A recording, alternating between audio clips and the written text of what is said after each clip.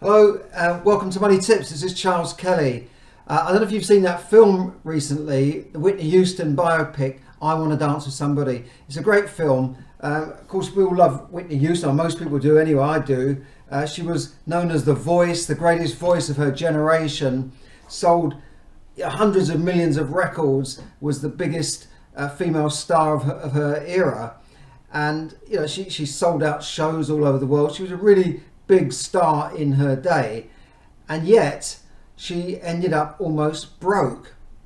And this is because although she was earning lots of money, the money was coming in. She had all the great team around her. She had the legendary Clive Davis with her, and he brought in all the best songwriters, the best producers, the best team around her. So she had a team. That's the importance of having a team.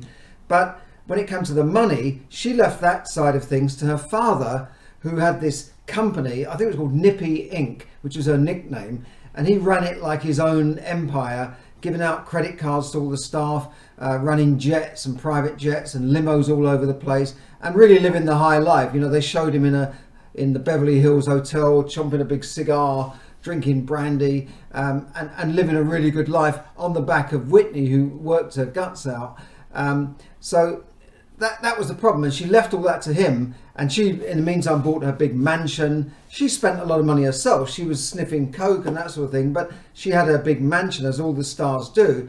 But it almost came to grief, because when she eventually got around to looking at her actual accounts and seeing where the money was going, and then ended up firing her father, they'd gone through millions, and she was at fault as well, but she didn't really keep an eye on the bottom line. And she's not the only star to do this.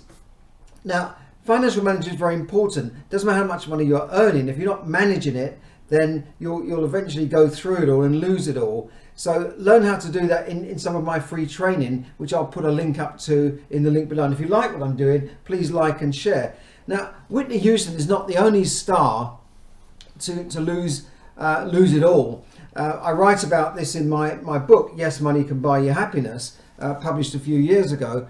And it's surprising that the list of stars, now this is a few years ago, I'm sure there's been more since then, but Michael Jackson sold 700 million records, and he was down to his last few million when he died.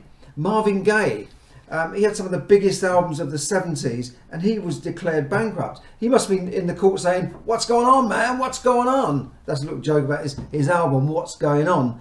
Others like Dennis Rodman broke, ordered to pay back 800,000 in alimony payments. Mike Tyson earned 600 million in his time as a boxer. Managed to blow it all, declared bankrupt. Now he's like on game shows and TV reality shows trying to earn money. Evander Holyfield, also bankrupt. A lot of boxers actually end up bankrupt. They always blame their manager, of course.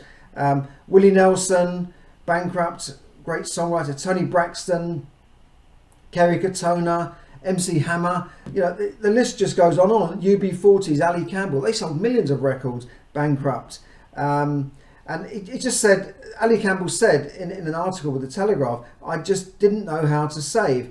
When you don't grow up with money and it comes to you, you just don't have a clue how to handle it.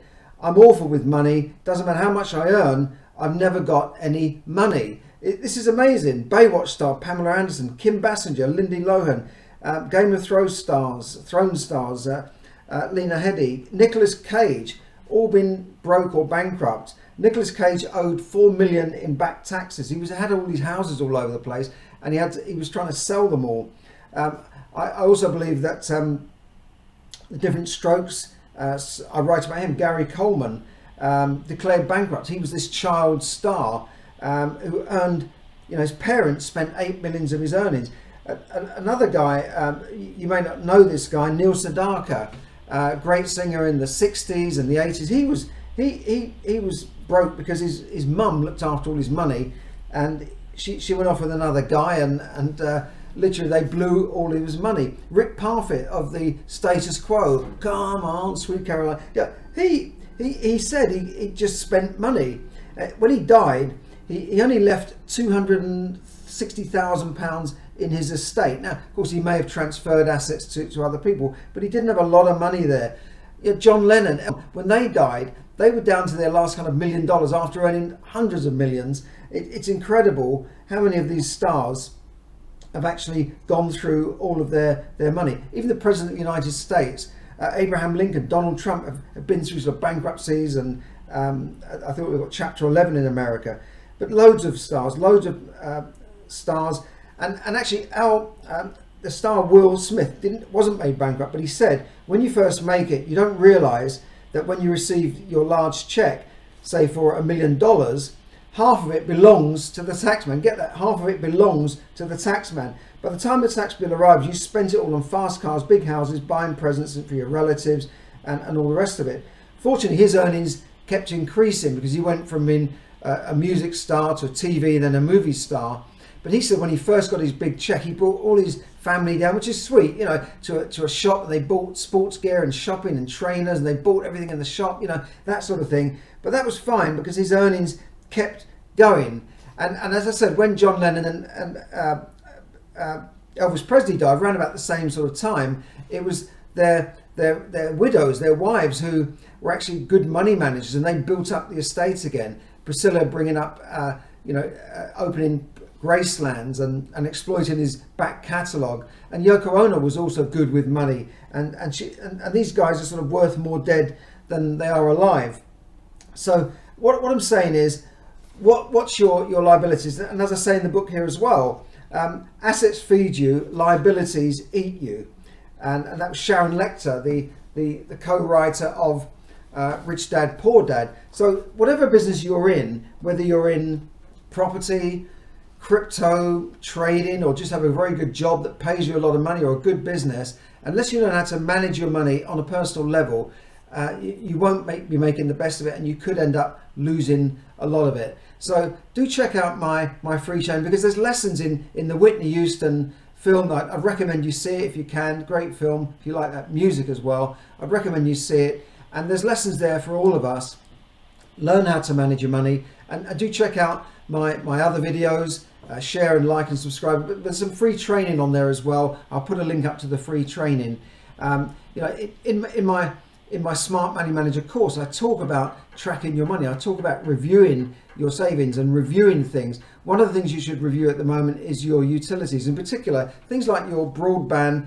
Every year it sort of goes up, doesn't it? They put it up by £5 or £3 or £4, and suddenly you've gone from paying £30 a month, suddenly you're paying 45 and 50. Review these things, review your bills, and keep doing this, so that review your savings, so that you're getting the best return on your savings, or see a financial advisor, a good financial advisor, a chartered financial planner if possible. Review your pensions, your savings, all of these things, your mortgages. These are things you do, and these are things I cover in my S.M.A.R.T Money Manager course. So thanks for listening. Have a great day, have a great weekend wherever you are, whatever time you're watching this, and don't forget, it doesn't matter how much you're earning, it's how much you keep that counts. So do check out my free training in the link below. Thanks a lot, and bye for now.